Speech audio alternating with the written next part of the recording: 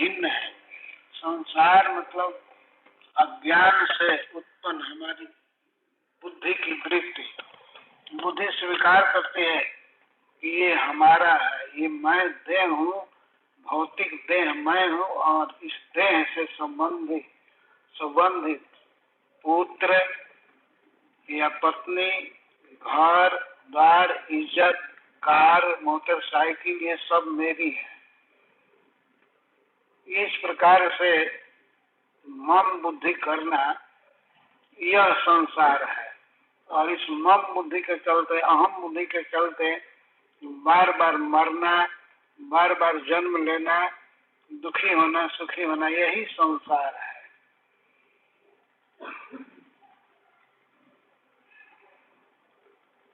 सवेरे प्रश्न हुआ था कि संसार मिथ्या कैसे है। मिथ्या नहीं है। जिस संदर्भ में आप ये प्रश्न किए थे, यह विश्व सृष्टि बिल्कुल सत्य है, लेकिन इसमें जो हमारी अहम बुद्धि, मन बुद्धि हो जाती है, वह सत्य नहीं, वह व्यर्थ है, अनर्थक है, अपार्थ। ये सपना की तरह है, पर जीव पर ये लागू हो जाता है। सपना हम देखते हैं तो दुखी होते हैं या सुखी होते हैं, लेकिन है वह झूठा। एक सेकंड में वो समाप्त हो सकता है। इसी तरह से हमारी जो इस प्रकृति के राज्य में जो धारणा है कि यह मेरा है या मैं हूँ, और इसी के कारण बंधन हो रहा है, इसी के कारण हम बंधे हैं, तो इसको संसार कहते हैं। इसका निराकरण हो सकता है, इसका नाश हो सकता है, मेरी अज्ञानमयी धारणा का नाश हो सकता है। इसी से प्रहलाद महाराज आगे के श्लोक में कहा, तस्मात्, इसलिए, किस लिए, यह संसार अज्ञान से उत्पन्न हुआ है और ये दुखद है, निश्चित एक दिन नष्ट हो जाएगा।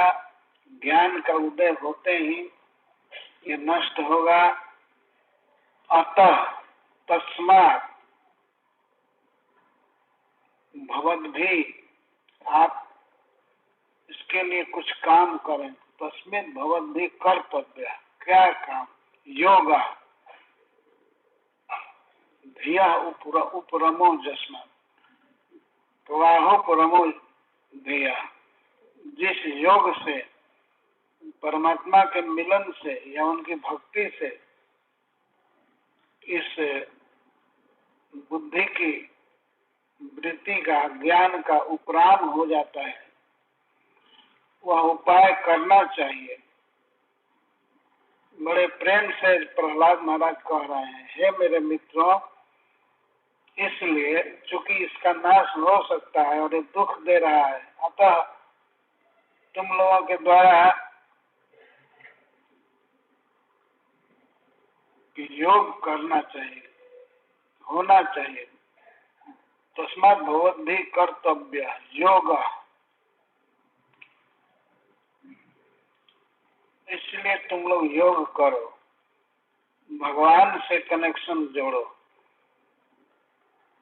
योग का अर्थ ही होता है जुड़ना। तो भगवान से कैसे जुड़ेंगे?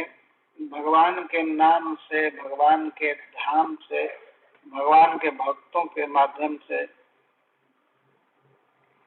इस तरह हम भगवान का ध्यान करेंगे, भगवान में हमारी मति लगी रहेगी, तो इसको योग कहा गया है।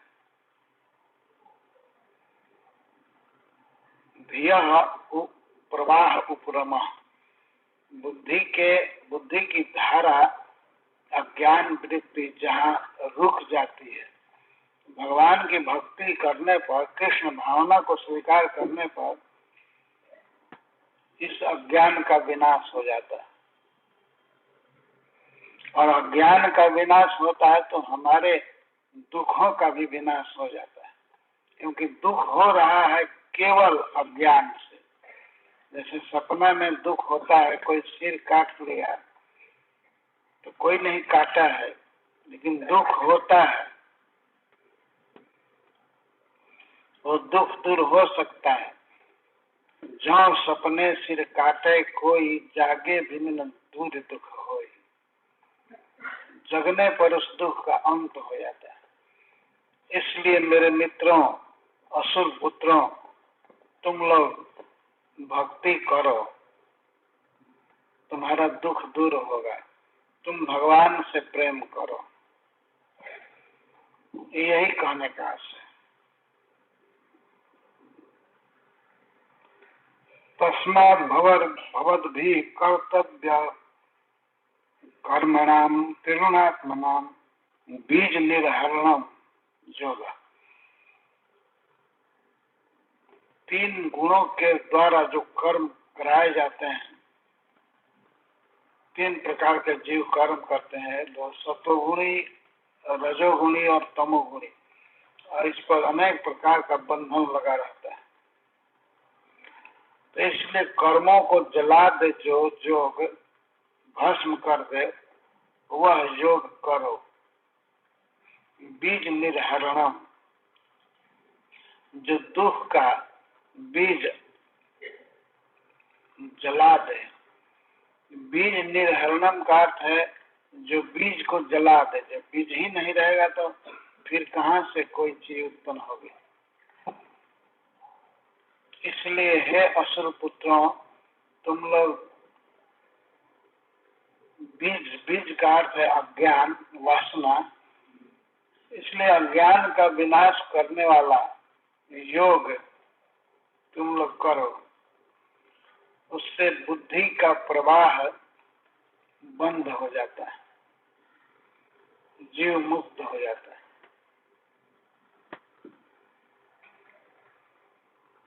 जब बच्चों ने पूछा, साफ साफ कहो इसके क्या उपाय है, तब प्रहलाद महाराज कहते हैं तत्रोपाय सहस्राणाम। इस प्रकार से देहात्म बुद्धि समाप्त करने के लिए, भौतिक बंधन समाप्त करने के लिए हजारों उपाय है। बहुत से ऋषि मुनियों ने उपाय बताया है, परंतु श्री भगवान ने भी उपाय बताया है। भागवत धर्म, भक्ति योग, अयम भगवतो गीता, मैं बता रहा हूँ। ये जो उपाय अयम, यह एक उपाय है, स्वयं भगवान ने इसका प्रवचन किया है, बताया है। भगवत गीता में या श्रीमद् भागवतम में स्वयं भगवान ने इसका उल्लेख किया है। अयम भगवता उदित, अथवा इसका अर्थ है, भगवता से तात्पर्य है भगवान श्री नारद मुनि के द्वारा कथित, उदित कथित। भगवान नारद ने यह उपाय बताया है। यह स्वयं भगवान श्री कृष्ण ने यह उपाय बताया। ऐसे उपाय बहुत हैं, हजारों उपाय हैं, और हजारों ऋषि मुनियों ने उस पर प्रवचन किया है। स्मृति ग्रंथों में यदि हमको सुयोग मिले पढ़ने का तो पढ़ सकते हैं, लेकिन बुद्धि कुछ निर्णय नहीं कर पाती। अनेक प्रसंग हैं, अनेक इतिहास हैं, अनेक प्रकार से इस बात को समझाया गया है। तो ऋषियों ने जो कहा है शास्त्रों में, महाभारत आदि में, उसका कोई पार नहीं है, उतना कोई कौन करेगा। जैसे यदि किसी को कोई महारोग हुआ है और वह किसी डॉक्टर से दवा मांगने जाए, और डॉक्टर कह दे कि इसके तो बहुत से औषधि है, उपाय है, कहाँ है, और किसी स्टोर हाउस में भेज दे रोगी को, यहाँ बहुत सी दवा है, ले लो। तो दवा कोई एक्सपायर हो गई है, कोई मिलावट की है, वो गलती करेगा। किस रोग की दवा है, उस दवा को न लेकर के वो भिन्न रोग की दवा खा ले, हो सकता है कि उसका रोग और बढ़ जाएगा। तो ऐसे उपाय है अहंकार को खत्म करने का, बुद्धि की वृत्तियों को समाप्त करने का, माया बंधन से छूटने का बहुत उपाय बताए गए। लेकिन यह उपाय जो मैं बता रहा हूँ स्वयं भगवान ने बताया है। ये बहुत महत्वपूर्ण उक्ति है, भगवान ने बताया है। भगवान के वाक्य में कभी कोई गलती नहीं हो सकती। अयम भगवता उदित।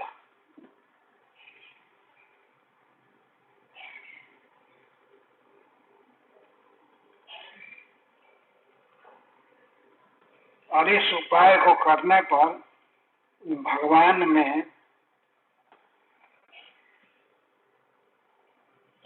शुद्ध रति हो जाती है, आसानी से भगवान में प्रीति उत्पन्न हो जाती है। तो प्रीति उत्पन्न करना, प्रेम उत्पन्न करना, यही सबसे बड़ा पुरुषार्थ है। केवल संसार बंधन ही समाप्त नहीं होगा। यह ऐसा उपाय है जिसको यथावत यदि पालन किया जाए, यथा जय, जिन भागवत धर्मों से वासुदेव भगवती अंजसा रति से भगवान कृष्ण में आसानी से शुद्ध प्रेम उत्पन्न हो जाता है।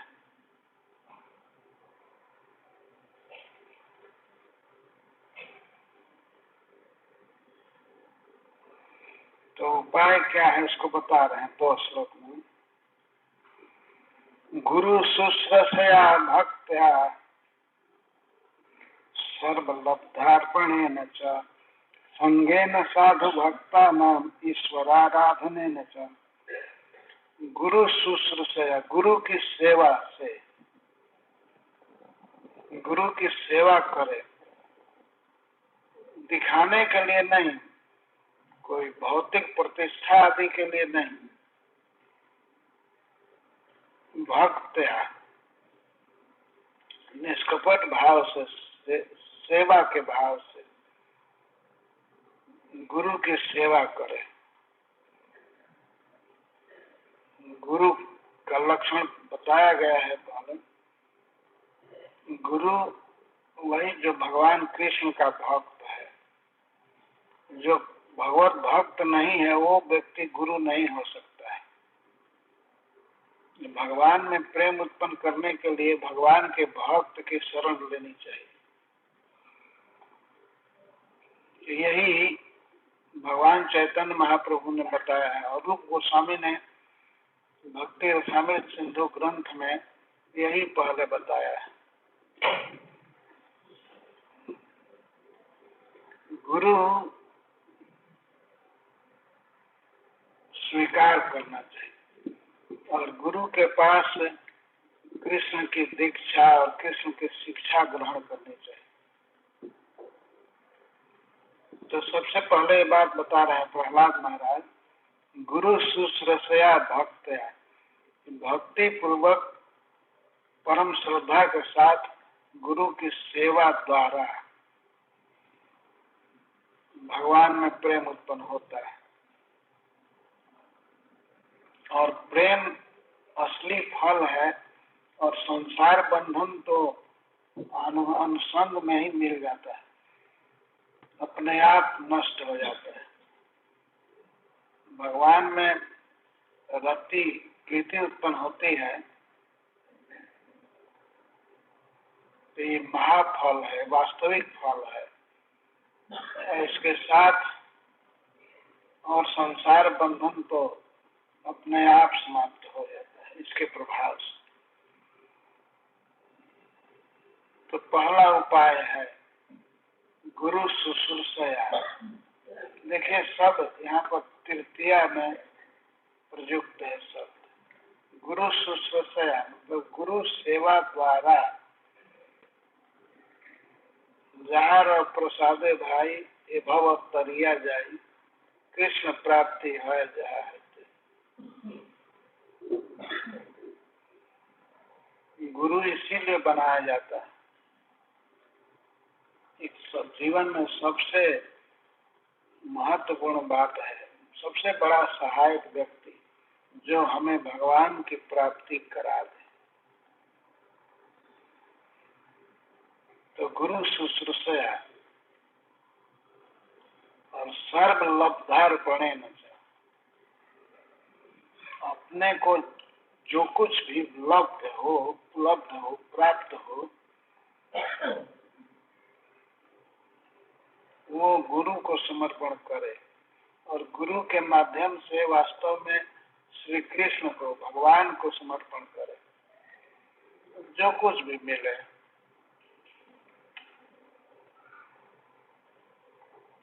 सर्व लब्धार्पणे न, सब जितना लब्ध हुआ प्राप्त हुआ वो सर्व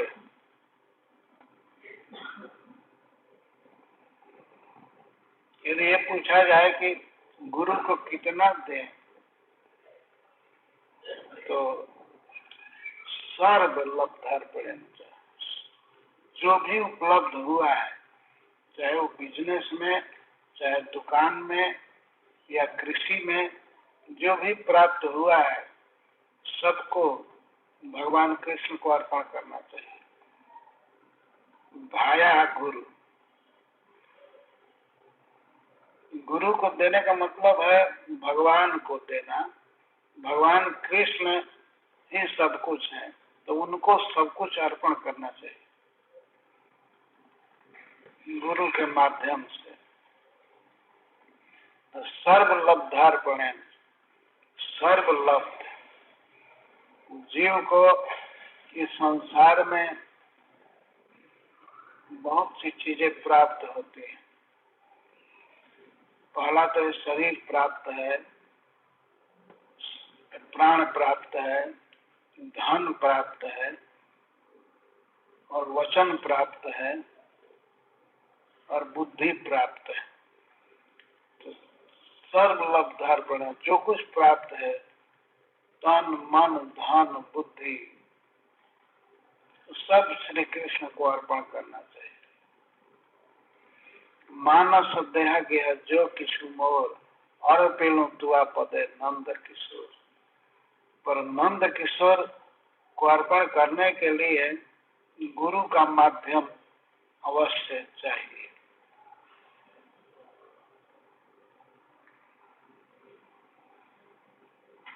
ये शब्द बिल्कुल क्लियर है। सर्वलब्धार्पणे न च, सब कुछ अर्पण के द्वारा और संगेन, सत्संग के द्वारा, संग के द्वारा। किसका संग? भक्ता नाम। और वो भक्त कैसा होना चाहिए? साधु भक्ता नाम, सदाचार परायण भक्त। भक्तों का संग करना चाहिए, लेकिन जो भक्त साधु हैं, सदाचारी हैं, उनका संग करना चाहिए। यदि सदाचारी नहीं है भक्त और भक्त नाम ले लिया है तो संग करने योग्य नहीं है। चक्रवर्ती पास जी अपनी टीका में इसको कहते हैं। इसीलिए भक्त का यह विशेषण है, साधु भक्त। साधु साधव सदाचार, सताम आचार सदाचार। जो संतों का आचार है उसको सदाचार कहते हैं। तो श्रील प्रभुपाद ने 4 यम हम लोगों को बताया है, उसका पालन अवश्य करना चाहिए। जो करता है ऐसे भक्त का संग करना।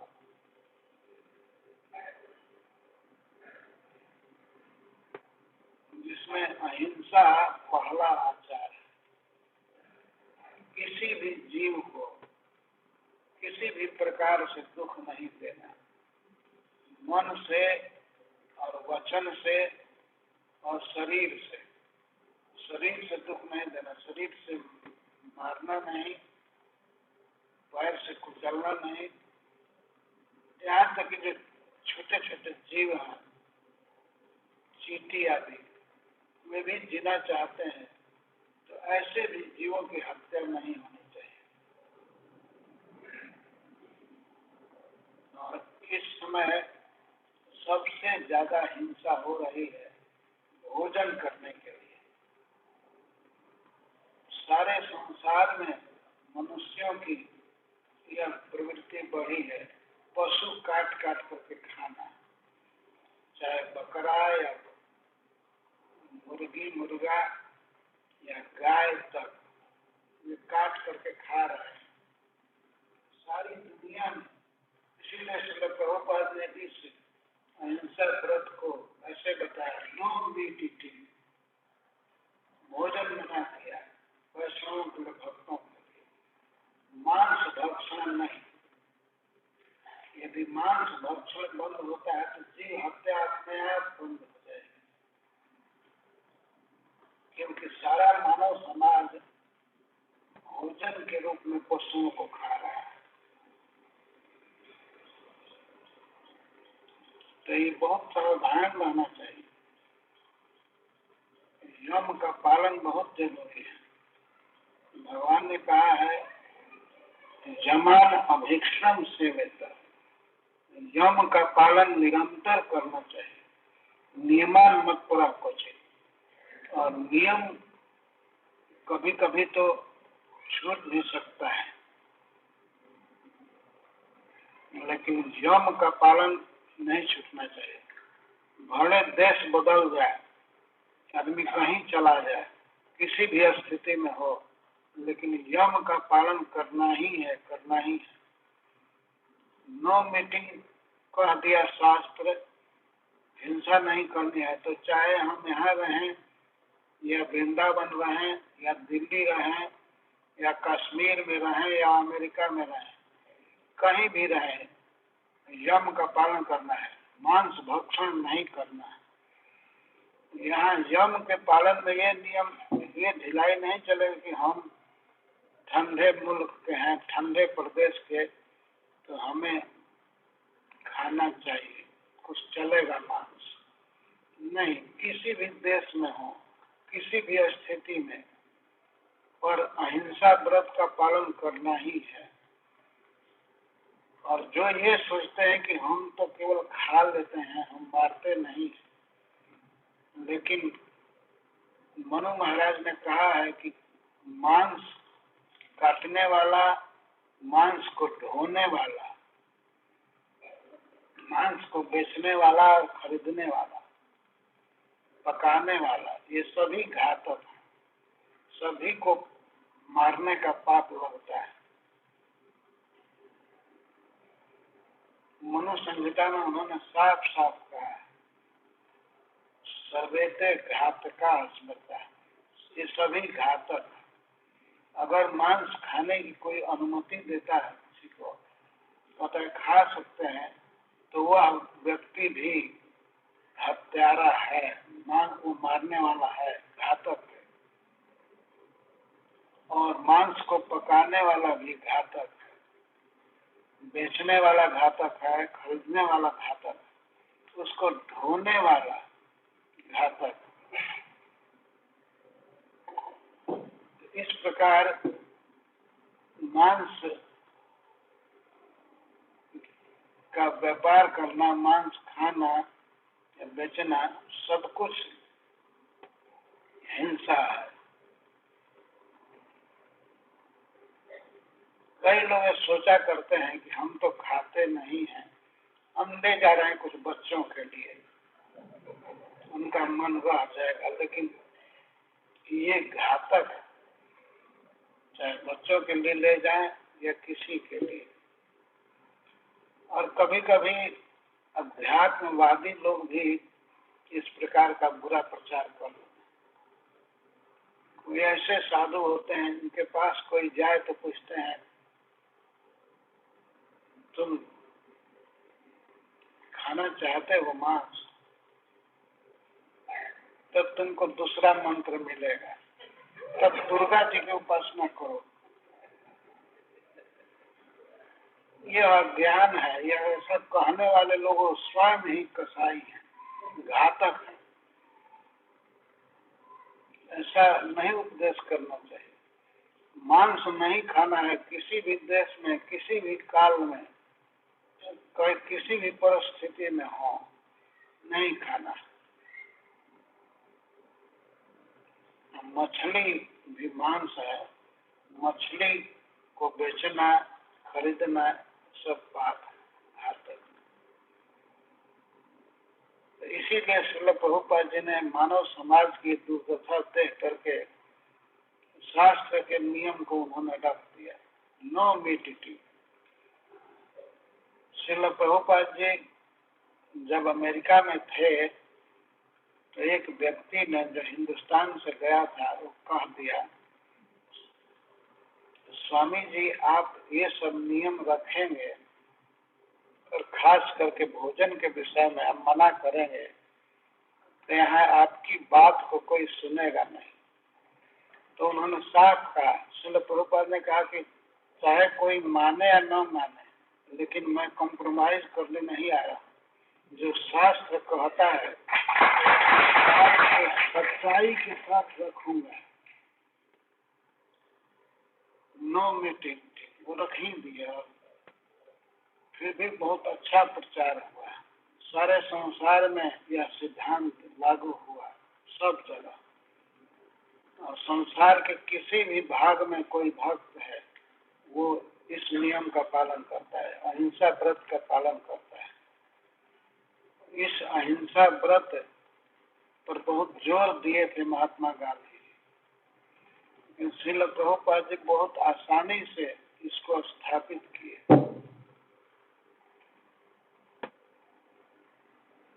इस्कान से जुड़ने वाला कोई भी व्यक्ति मांस भक्षण पर बल नहीं देता है। स्वयं खाने की बात तो दूर रही, कभी भी किसी को प्रोत्साहित नहीं करता है। बल्कि सबसे पहले यही पूछा जाता है क्या 4 नियम है, 4 निषेध के नियम। नो मीट ईटिंग उसमें भी चारों में पहला है,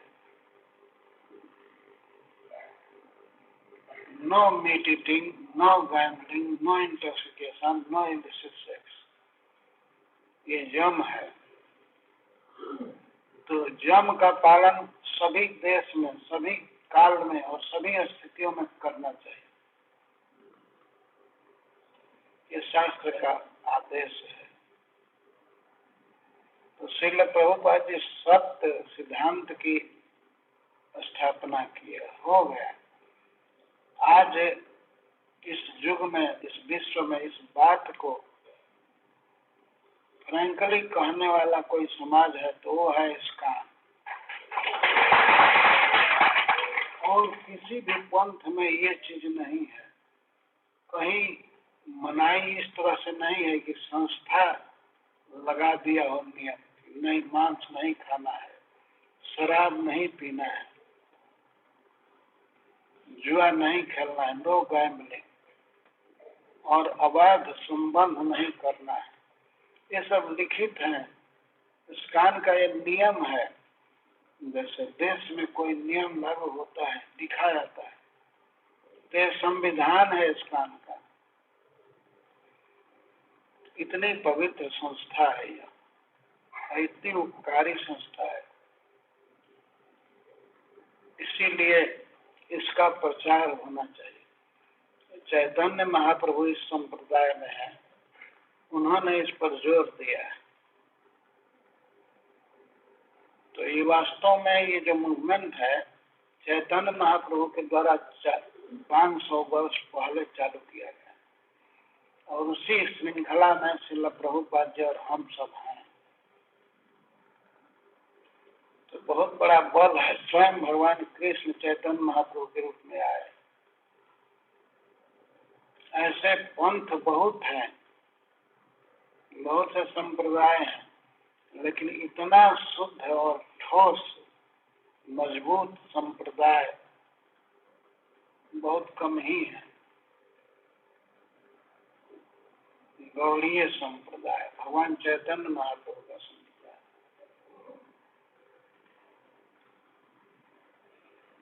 तो ये गौरव की बात है हम सबके लिए। हमको अपने भाग्य को समझना चाहिए। इसी प्रकार से हम भगवान की शरण में आ गए। इसको सपोर्ट कर रहे हैं श्री प्रहलाद महाराज। असुर बालकों में प्रचार कर रहे हैं। जिस समाज में जाना भी कठिन था, बैठना कठिन था, उस समाज में इतना क्लियर और निर्भीक प्रचार कर रहे हैं और स्पष्ट शब्दों में कहते हैं कि ये उपाय है, इसको करो, इससे भगवान कृष्ण में, वासुदेव में प्रेम होगा। वासुदेव मतलब वसुदेव जी के पुत्र, नंद महाराज के पुत्र। वसुओं में श्रेष्ठ है नंद बाबा, इसीलिए उनको वसुदेव कहते हैं और वसुदेव के पुत्र को वासुदेव कहते हैं। ओम नमो भगवते वासुदेवाय। हम लोग वंदना में ऐसे नंदन भगवान की वंदना करते हैं।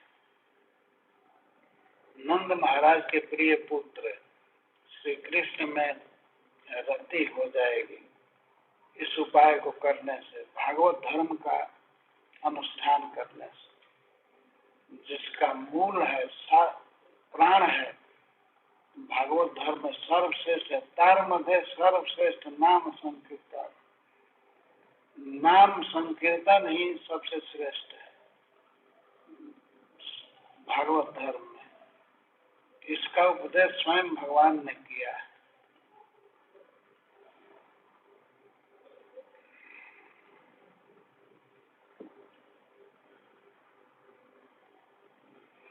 तो मैं बोल रहा था साधु भक्ता नाम, उसी संदर्भ में यम नियम की बात आ गई।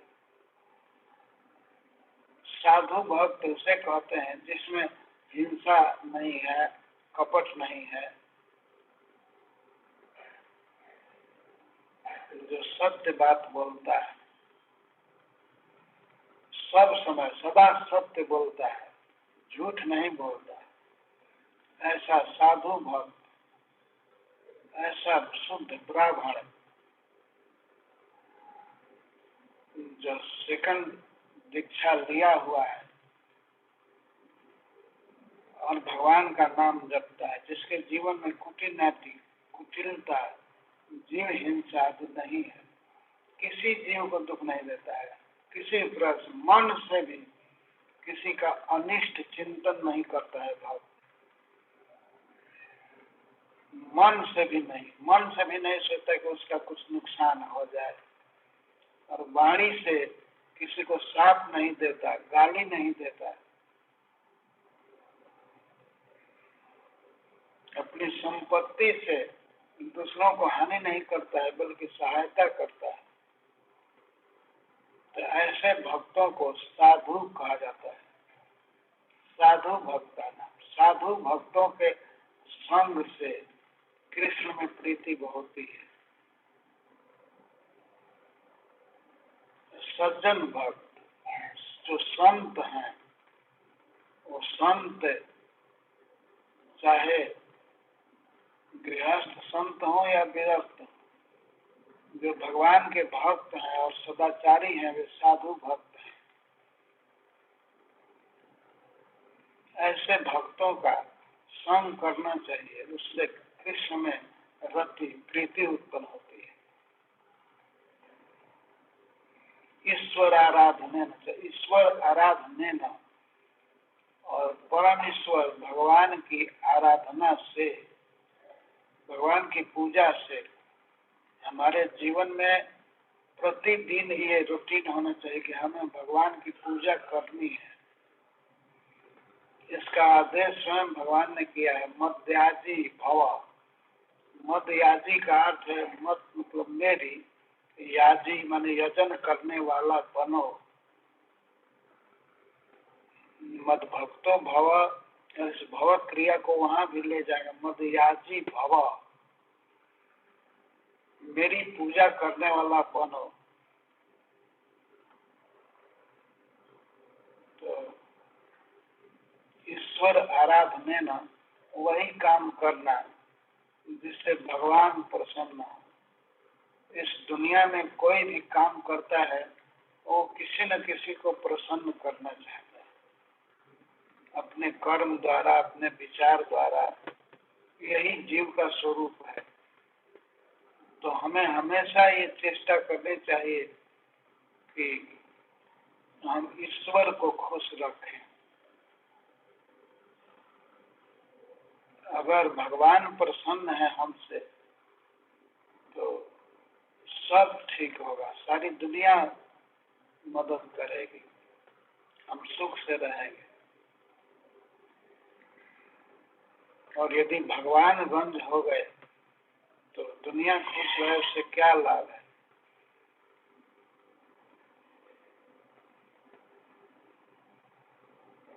कई लोग कर्म करते हैं, जैसे सवेरे कभी कभी देखा जाता है कुछ लोग कुत्ते को लेकर घूमते हैं, मतलब कुत्ते को प्रसन्न करना चाहते हैं, कुत्ते की पूजा करते हैं, ये खुश रहे। और खुश रहेगा तो क्या करेगा, वो चाटेगा, उससे कोढ़ रोग होता है। तो कुत्ता चाहे चाटे या काटे, दोनों एक ही है। तो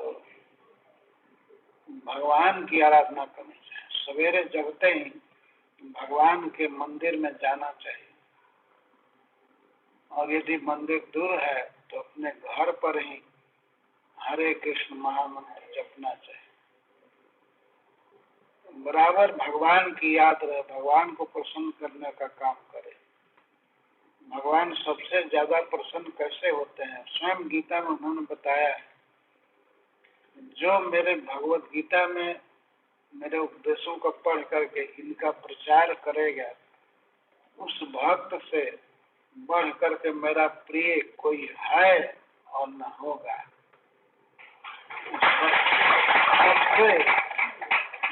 सबसे बड़ा प्रिय वही व्यक्ति है जो भगवत गीता के सिद्धांतों का प्रचार करता है, भगवान की बातों का प्रचार करता है। क्योंकि जीव सब दुखी हैं, भगवान को खो चुके हैं, भगवान से स्वयं छूट चुका है। तो ऐसे परम हितैषी भगवान को पाने का उपाय सुनेंगे तो उनका उत्साह बढ़ेगा। और खास करके भक्तों में जो भक्ति करते हैं, इस पंथ पर चल दिए हैं, वे जब भगवत गीता के वाक्यों को सुनते हैं तो उनका उत्साह बढ़ता है। तो भक्तों को उत्साहित करने से बढ़ करके प्रिय कार्य भगवान का कुछ नहीं है।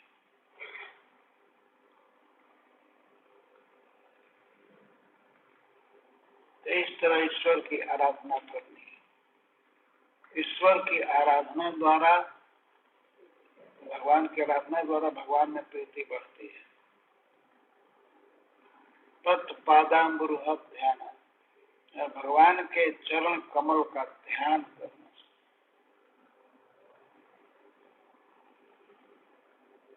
भगवान का चिंतन करने से, और तल्लिंग इच्छा और हराम, भगवान के श्री विग्रह, श्री मूर्ति का दर्शन और पूजन करने से प्रीति बढ़ती है। ये रोज रोज करने से वो प्रीति बढ़ जाती है। इसीलिए प्रत्येक व्यक्ति को चाहिए कि भगवान की पूजा करे, दर्शन करे। ये प्रहलाद महाराज उपाय बता रहे हैं। सत्ययुग में कोटि वर्ष पहले तल्लिंग इच्छा और हर आदि थी। तल्लिंग, लिंग का अर्थ है भगवान का जो सूचक है, भगवान जिसमें रहते हैं, मूर्ति। भगवान अपनी श्री मूर्ति में विराजते हैं, तो श्री मूर्ति का दर्शन और अर्हण मतलब स्वागत, पूजा आदि आदि आदि शब्द से ये समझना चाहिए मूर्ति का विविध प्रकार से श्रृंगार और भोग आदि अर्पण करना, सब मुख्य दर्शन और पूजन, दर्शन करना और पूजा करना। भगवान की श्री मूर्ति चित्र में भी रहती है। यदि घर पर मूर्ति नहीं है तो भगवान का फोटो रखना चाहिए, राधा रानी के साथ या सीता जी के साथ भगवान राम का विग्रह, अथवा श्री लक्ष्मी जी के साथ भगवान नारायण की पूजा, अथवा नित्यानंद प्रभु के साथ भगवान चैतन्य महाप्रभु को रखना, श्री सुभद्रा और बलदेव जी के साथ भगवान जगन्नाथ को रखना। जो भी पसंद हो, जो भी अपनी रुचि के अनुसार उसको रखना और पूजा करना। प्रतिदिन अगरबत्ती दिखाना या दीपक से पूजा करना, चामर डुलाना, भगवान को भोग लगाना, प्रणाम करना इत्यादि। अर्हण में सब आ जाता है, वंदना करना। तो भगवान उस चित्र में प्रकट होकर के हमारी पूजा को स्वीकार करते हैं। श्री प्रहलाद महाराज जी प्रैक्टिकल भक्ति जो सिखा रहे हैं, तल्लिंगेच्छा अर्हणादि, इच्छा, इच्छा का अर्थ होता है देखना, दर्शन करना चाहिए। नख से सिख तक भगवान के नख कितने सुंदर हैं, इन्हीं नखों से श्री गंगा जी निकली है। और फिर चरण का ध्यान करते हुए ऊपर उठना चाहिए, मस्तक पर, मुख पर बहुत देर तक ध्यान करना चाहिए। भगवान मंद मंद हंस रहे हैं और बांसुरी बजा रहे हैं। साथ में भगवान की प्रिया है श्री राधा रानी, या माँ जसोदा है, नंद महाराज है, गोप सखा कोई न कोई है, गाय है। तो इस तरह से रोज दर्शन करना और रोज पूजा करना बहुत आवश्यक है। यही हमारा जीवन होना चाहिए, इसी में मन रमना चाहिए।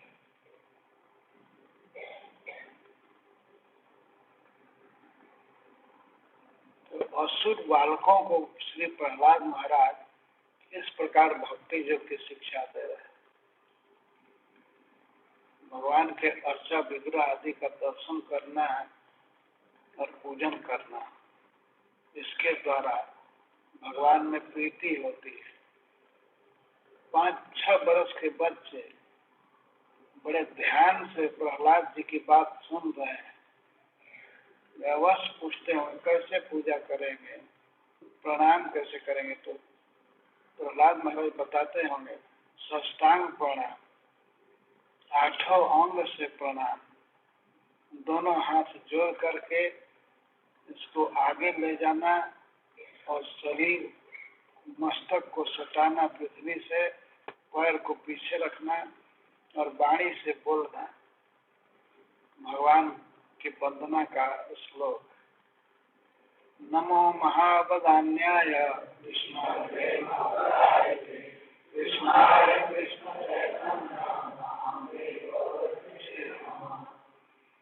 इस प्रकार से, अथवा भगवान के कोई स्वरूप की जो भी लीला है वैसे श्लोक बोल करके, चाहे वो ब्रजभाषा में हो, हिंदी में हो या संस्कृत में हो, प्रणाम करना चाहिए। गूंगे की तरह प्रणाम नहीं करना चाहिए कि भगवान भी ये चिंता में पड़ जाए कि क्या चाहता है। हमारे स्वामी रुक गए। कुछ बोलना चाहिए कि क्या कर रहे हैं, सो रहे हैं कि प्रणाम कर रहे हैं। कुछ बोलना जरूरी है, इसको वाचा प्रणाम कहते हैं, वचन से बोलना, तब 8 अंग पूरा होता है। और मन से भी झुकना चाहिए, मन में आनंद होना चाहिए लौटने में, प्रणाम करने में, साष्टांग प्रणाम में मन आनंदित होना चाहिए कि मैं भगवान के सामने प्रणत हूँ। और नेत्राध्यान, आंख से देखना, प्रणाम करके देखना चाहिए, प्रणाम करने से पहले देखना चाहिए, पहले देख करके प्रणाम करना। ये सब बहुत प्रैक्टिकल वस्तुएं हैं जिसकी शिक्षा बिल्कुल सृष्टि के प्रारंभ में प्रहलाद महाराज दे रहे हैं असुर बालकों को। और इसके द्वारा यह भी शिक्षा है कि कोई कहीं भी किसी भी वर्ग का हो, यह भक्ति सबके लिए है। इसके बारे में भी प्रहलाद महाराज प्रवचन करेंगे, जो आगे कहा जाएगा। किसी भी समाज में भक्ति का प्रचार होना चाहिए।